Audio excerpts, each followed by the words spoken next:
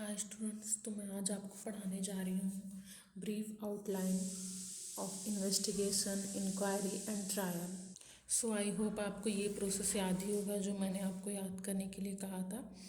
सबसे पहले मान लीजिए कोई ऑफेंस होता है जैसे कि मर्डर, तो हम एफआईआर करेंगे।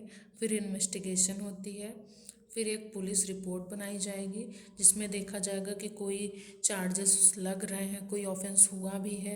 तो अगर मान लीजिए यहाँ पे मर्डर का मैंने ऑफेंस लिया है तो 302 का सेक्शन लगेगा। तो सब पुलिस रिपोर्ट बनेगी, चार्जशीट बनेगी। मान लीजिए कोई केस नहीं हुआ, जाके वहाँ इन्वेस्टिगेशन होती है, पुलिस देखती है कि कुछ केस हुआ ही नहीं है, कुछ ऑफेंस हुआ ही नहीं है, तो नो केस होता है और उसका क्लोजर रिपोर्ट बनाया जाता है।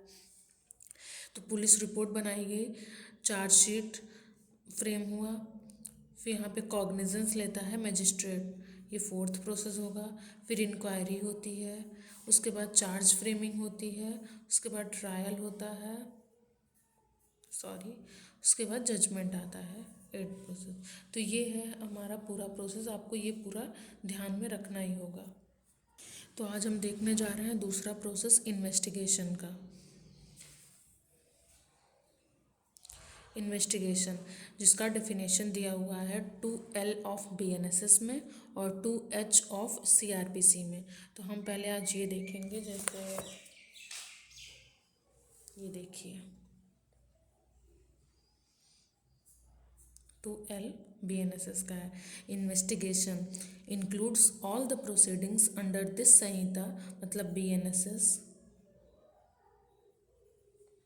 for the collection of evidence conducted by a police officer or by any person other than a magistrate who is authorized by a magistrate in this behalf। अब हम आपको यही फ्लो चार्ट में समझाएंगे। तो क्या दिया हुआ है 2L ऑफ BNSS में? Collection of evidence. इन्वेस्टिगेशन क्या होता है? एविडेंस को कलेक्शन के कहते हैं इन्वेस्टिगेशन। तो वो या तो पुलिस ऑफिसर करेगा या तो कोई पर्सन जिसको मजिस्ट्रेट ने ऑथोराइज किया हो। वो मजिस्ट्रेट नहीं होगा खुद, वो मजिस्ट्रेट किसी और पर्सन को ऑथोराइज करेगा इन्वेस्टिगेशन के लिए। तो या तो वो पुलिस ऑफिसर करेगा या तो any person authorised by magistrate, यही उस डेफिनेशन में दिया हुआ था।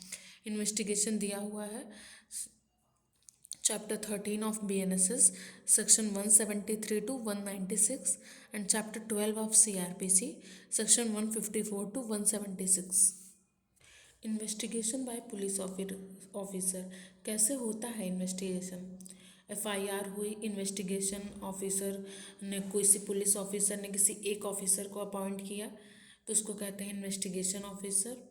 स्पॉट पे जाता है वो, वहाँ पे अगर मर्डर हुआ है तो बॉडी को प्रोक्योर करता है, फिर रिपोर्ट बनाता है, फॉरेंसिक में बॉडी भेजी जाती है, उसके फिंगरप्रिंट्स लिए जाते हैं, जो वहाँ पे कुछ फिंगरप्रिंट्स स्पॉट पे मिलते हैं तो वो फिंगरप्रिंट्स कलेक्ट किए जाते हैं, बॉडी को पोस्टमार्टम के लिए भेजा जाता है।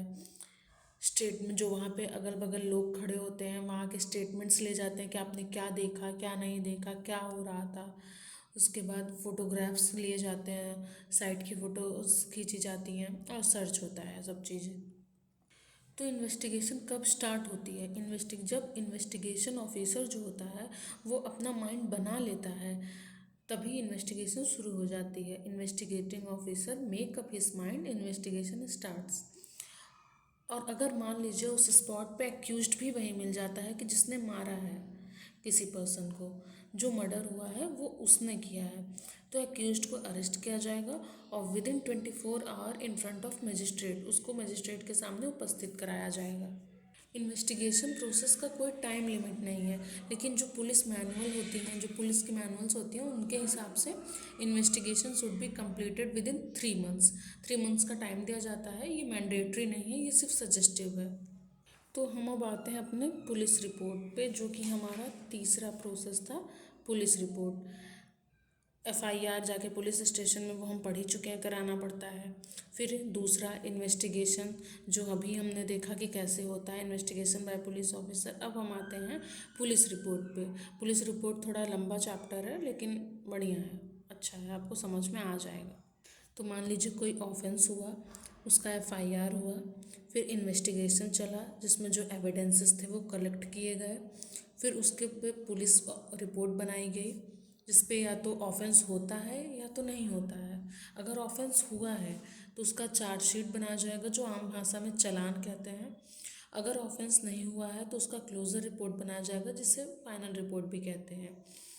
अगर चार्जशीट बनाई गई, चालान को फ्रेम किया गया, तो जो जुडिशियल मजिस्ट्रेट है वो बाउंड नहीं होता है कि उस चार्जशीट पे कॉग्निजेंस ले वो। और अगर क्लोजर रिपोर्ट है तो भी वो बाउंड नहीं होता है कि वो उसको मान ही ले कि यहाँ पे रिपोर्ट का जो है ये सही ही है, या तो वहाँ पे कुछ नहीं था इसीलिए क्लोजर रिपोर्ट बना दिया गया।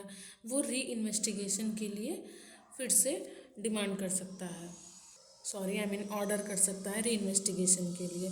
लेकिन दोनों ही जगह जुडिशियल मजिस्ट्रेट बाउंड नहीं है कि वो उसकी बात को माना ही जाए। और जैसे ही पुलिस रिपोर्ट बन के तैयार हो जाती है तो मान लीजिए कि इन्वेस्टिगेशन ख़त्म हो गई, इन्वेस्टिगेशन का प्रोसेस यहीं तक था। तो यहाँ ख़त्म होती है हमारी आज की क्लास। तो आपको जो ना समझ में आया हो आप उसको कमेंट सेक्शन में बताइए, मैं उसको दोबारा समझाने की कोशिश करूँगी। उस पर मैं दोबारा वीडियो बना दूँगी। और मैं अभी फ्रेशर हूँ इस यूट्यूब चैनल पे, तो मैं आप लोगों से विनती करती हूँ कि आप प्लीज़ सपोर्ट करिए मुझे। मैं अपने सारे नोट्स आपको ऐसे एक एक टॉपिक करके प्रोवाइड करने की कोशिश करूँगी। Thank you.